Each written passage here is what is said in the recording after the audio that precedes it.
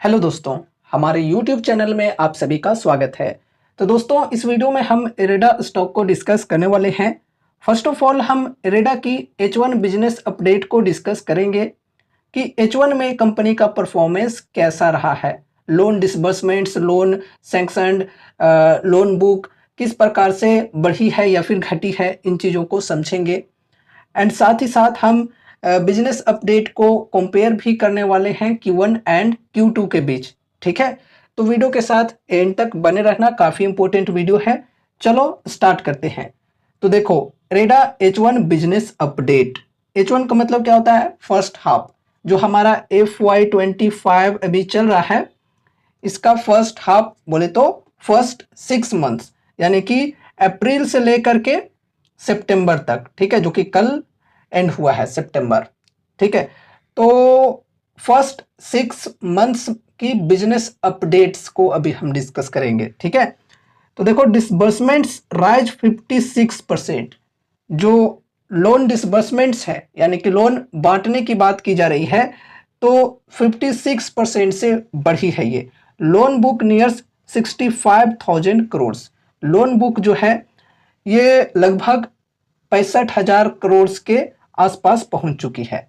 चलो थोड़ा और डिटेल्स में हम डिस्कस करेंगे।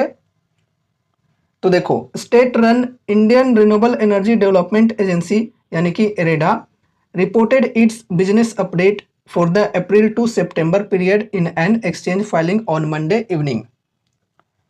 For the first half of the current financial year, which ended on September 30, the loans sanctioned by IREDA increased by 303% from last year to 17,860 crore from 4,437 crore worth of loans that it sanctioned during the same period last year।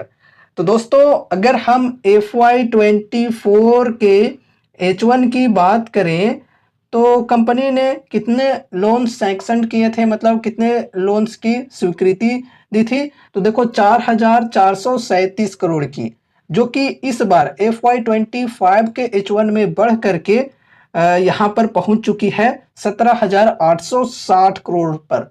काफी बेहतरीन growth हुई है। Percentage wise बात करें तो 303% की growth हुई है, काफी बेहतरीन। चलो अब आगे बढ़ते हैं, लोन डिसबर्समेंट को डिस्कस करते हैं। मतलब स्वीकृति उतनी मिली है लोन्स की, लेकिन बांटी कितनी है कंपनी ने, वो हम अब समझते हैं। तो देखो, इन टर्म्स ऑफ डिसबर्समेंट्स, रेडा disbursed 56% more loans in the period that ended on September 30 compared to the same half last year. The company disbursed loans worth 9,787 crore compared to 6,273 crore last year. तो दोस्तों, लोन्स डिसबर्समेंट की यहाँ पर अगर हम बात करें तो ये 56% से बढ़ी है। यहाँ पर अगर हम FY24 के H1 की बात करें तो कंपनी ने टोटल लोन्स डिसबर्समेंट की थी 6,273 करोड़ की, जो कि इस बार यानी कि FY25 के H1 में बढ़ करके 9,787 करोड़ तक पहुंच चुकी है। 56% की ग्रोथ हुई है लोन्स डिसबर्समेंट्स के अंदर। चलो बढ़िया है, आगे बढ़ते हैं। At the end of the first half, IREDA's loan book outstanding stood at 64,500 crore, 64,500 crore पर पहुंच चुकी है IREDA की total loan book, which is a 36% growth from the year ago quarter, when the PSU's loan book stood at 47,514 crore. तो यहाँ पर भी हमें 36% की ग्रोथ देखने को मिल रही है। चलो काफी अच्छी बात है। तो ओवरऑल यहाँ पर हम H1 बिजनेस की बात करें तो काफी बेहतरीन रही है कंपनी की। अब देखो, यहाँ पर हम क्वार्टर ऑन क्वार्टर बेसिस पे भी कंपेयर करते हैं। देखो, FY25 के Q1 की रिजल्ट्स तो आ ही चुकी है। तो यहाँ पर FY25 के Q1 में अगर हम बात करें तो लोन सैंक्शन हुए थे 9,210 करोड़ के। ठीक है, जो कि 386% की ग्रोथ थी सेम पीरियड प्रीवियस ईयर के, मतलब पिछले साल के Q1 के कंपैरिजन में देखें तो ये 386% की ग्रोथ थी। चलो काफी अच्छी बात है।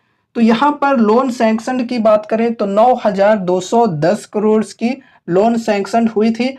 अभी देखो टोटल यहाँ पर कितना पहुंच चुका है, दोनों क्वार्टर्स को मिलाकर के बात करें तो 17,860 करोड़ के अप्रोक्स। ठीक है, तो अगर हम Q1 को इसमें से माइनस कर दें तो कितना बचता है, 8,000 करोड़ के समथिंग।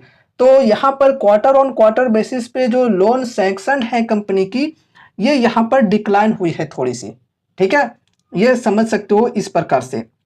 देखो रिजल्ट्स को यहाँ पर हम नहीं कह रहे हैं, यहाँ पर बिजनेस अपडेट्स को डिस्कस कर रहे हैं। मैं आपको फिर से कहना चाहूंगा, लोन डिसबर्समेंट को बात करते हैं।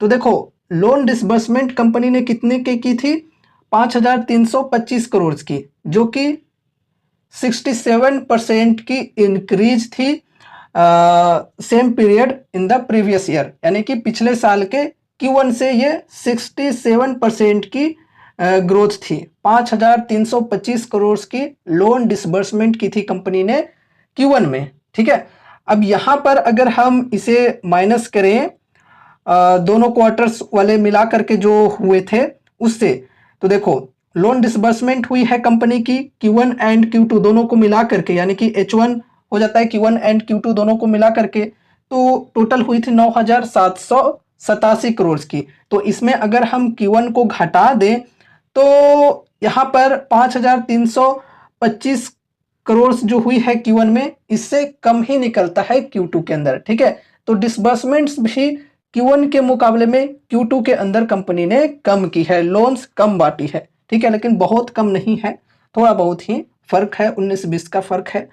लोन बुक की बात करें तो पिछले क्वार्टर में 63,206 करोड़ के अप्रोक्स थी, जो कि 33% के अप्रोक्स गेन थी same period in the previous year से। मतलब पिछले साल के Q1 से ये 33% के अप्रोक्स गेन है। और यहाँ पर Q1 में टोटल लोन बुक पहुंच चुकी थी कंपनी की 63,206 करोड़ की, जो कि अभी यहाँ पर बहुत ज़्यादा तो नहीं बढ़ी है। यहाँ पर देख सकते हो 64,500 करोड़ पर पहुंच चुकी है। ठीक है, लेकिन देखो ऐसा नहीं है कि सिर्फ हम क्वार्टर ऑन क्वार्टर बेसिस पे इन चीज़ों को डिस्कस करके थोड़ी सी अगर डिक्लाइन देखने को मिलती है तो हम अब कंपनी को बेकार समझ लेंगे। बिल्कुल नहीं, ऐसी बात नहीं है। अगर आप एक लॉन्ग टर्म इन्वेस्टर हो तो क्वार्टर ऑन क्वार्टर से ज़्यादा ईयर ऑन ईयर की डेटा मायने रखती है। ठीक है, और ईयर ऑन ईयर बेसिस पे अगर हम बात करें तो काफ़ी बेहतरीन ग्रोथ हुई है कंपनी की पास्ट में भी, और अभी भी यहाँ पर बिजनेस अपडेट को हमने डिस्कस किया तो काफ़ी बेहतरीन ग्रोथ हुई है कंपनी की। ठीक है, और ये जो कंपनी है ये फंडामेंटली स्ट्रॉन्ग कंपनी है, इनकी सेल्स एंड प्रॉफिट्स भी जो हैं वो काफ़ी बेहतरीन कंसिस्टेंसी के साथ बढ़ रहे हैं। ठीक है, और रिन्यूएबल सेक्टर को कंपनी फाइनेंस करती है, तो फ्यूचर में भी इनकी डिमांड्स काफ़ी ज़्यादा रहने वाली है। ठीक है, तो कंपनी को ओवरऑल यहाँ पर अगर हम कहें तो फंडामेंटली स्ट्रॉन्ग है, फाइनेंशियल्स भी काफ़ी बढ़िया है, तो लॉन्ग टर्म के लिए देखा जा सकता है। अगर किन्हीं को इस स्टॉक के साथ चलना है तो वो अपनी स्टडी यहाँ पर कर सकते हैं। देखो ये कोई कॉल टिप या रिकमेंडेशंस नहीं है कि आप यहाँ पर जाकर बाय या सेल करो। यहाँ पर जो भी चीज़ें डिस्कस की जाती हैं वो सिर्फ और सिर्फ एजुकेशनल पर्पज से की जाती है। इसलिए इस वीडियो को देखने के बाद अगर आपको कुछ भी इंटरेस्ट लगता है तो फिर अपने तरफ से भी कुछ स्टडी एनालिसिस करनी है, या फिर अगर आपके फाइनेंशियल एडवाइजर्स हैं तो उनसे एक बार कंसल्ट जरूर से करना है। ठीक है, अब देखो यहाँ पर इनके जो रिजल्ट्स आने वाले हैं Q2 में, देखते हैं रिजल्ट्स कैसी आती है कंपनी की। रिजल्ट्स अगर बढ़िया आए तो फिर स्टॉक के अंदर हमें तेजी देखने को मिल सकती है। अगर रिजल्ट्स वीक आते हैं, एक्सपेक्टेशन को मिस करती है, तो फिर स्टॉक के अंदर हमें गिरावटें भी अच्छी खासी देखने को मिल सकती है। अभी अगर कोई इन्वेस्टमेंट को इच्छुक है तो देखो ट्रेंड लाइन के सपोर्ट पर स्टॉक फिलहाल ट्रेड कर रही है, और यहाँ पर 52 वीक हाई के लेवल से डिस्काउंट्स की ओवरऑल बात करें तो लगभग 25% की डिस्काउंट्स यहाँ पर अवेलेबल है। अगर किन्हीं को लॉन्ग टर्म इन्वेस्टमेंट के पॉइंट ऑफ व्यू से फर्स्ट SIP करनी है तो यहाँ पर बढ़िया डिस्काउंट मिल रहा है, फर्स्ट SIP करके चल सकते हैं। फिर यहाँ से अगर गिरावटें कंटिन्यू रहती है स्टॉक में तो हर 5 से 10% की डिप पर ऐड ऑन करके भी चल सकते हैं। लेकिन हाँ, सोच समझकर लिमिटेड वेटेज के साथ ही चलना चाहिए। ऐसा ना हो कि अपने पोर्टफोलियो का एक बहुत ही बड़ा वेटेज सिर्फ इस एक स्टॉक के अंदर दे दिया। ऐसे में रिस्क काफ़ी ज़्यादा बढ़ सकती है। तो ये ध्यान में रखकर चलना है। अगर आप रिस्क को मैनेज करके चलना चाहते हो तो अपने पोर्टफोलियो में डाइवर्सिफिकेशन रखना काफ़ी ज़रूरी है। तो दोस्तों, ये रही हमारी आज की वीडियो इरेडा स्टॉक से रिलेटेड। उम्मीद है कि इस वीडियो के माध्यम से आपको कुछ यूजफुल इन्फॉर्मेशंस मिले होंगे। तो वीडियो को लाइक करके चैनल को सब्सक्राइब कर देना और मिलते हैं अगले नए वीडियोस के साथ। तब तक के लिए बाय बाय।